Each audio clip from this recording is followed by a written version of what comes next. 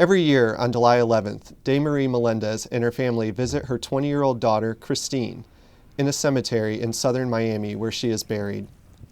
They mark the anniversary of the 2011 wreck that took the lives of Krystine and her 25-year-old friend, killed when their motorcycle slammed into the broadside of a van. You know when you wake up and you see the sunlight coming into your room and you get this happy joy? That's what she was, like a sunlight, like a ray of sunlight. She could come in, she would light any room. She was so smart, she was eloquent, she was a hard worker. She had a beautiful 8-month baby, amazing mother, amazing daughter. Florida Highway Patrol troopers say this man, Eusebio Duarte Guido, was driving drunk when he pulled in front of Krystine's motorcycle. An off-duty cop was among the first to arrive. He said Duarte Guido looked drunk, but troopers decided not to make an arrest at the scene. If already an officer knew that he reeked, because he told me he reeked of alcohol, if he told me already he was drunk as a skunk, that he couldn't walk,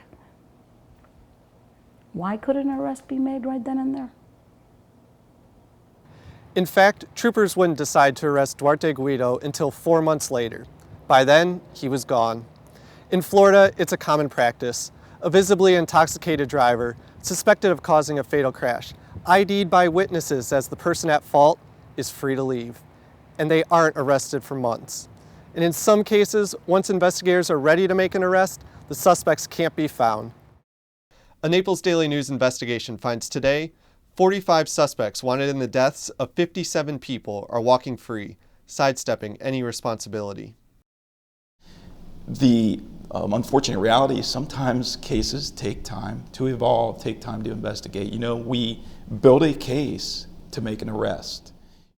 Lieutenant Greg Bueno is the spokesman for the Florida Highway Patrol.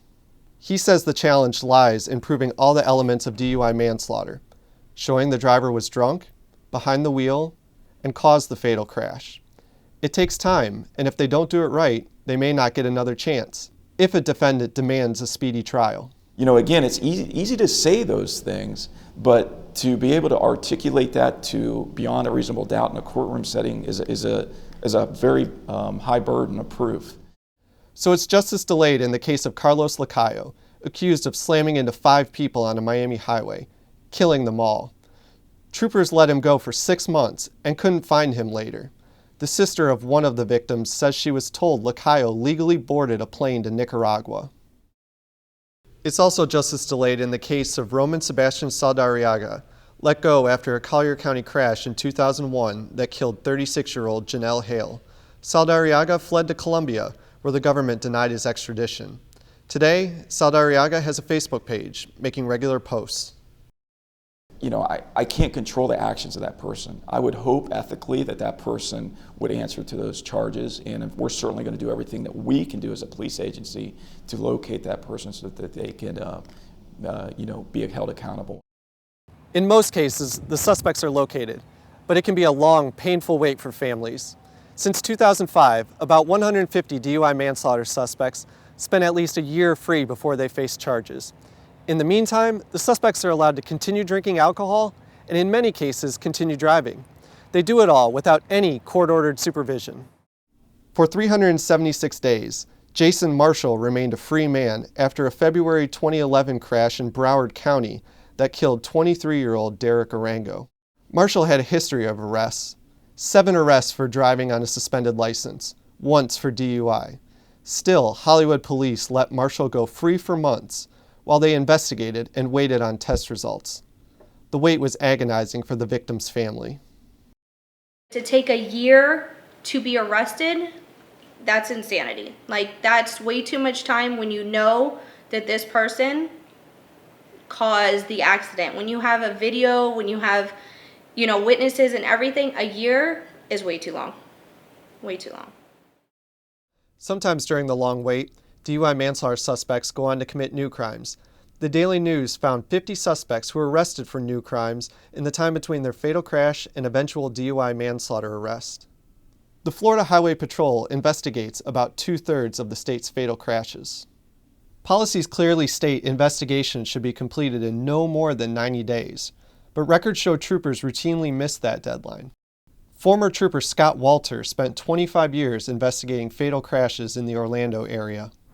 It's an impossible goal.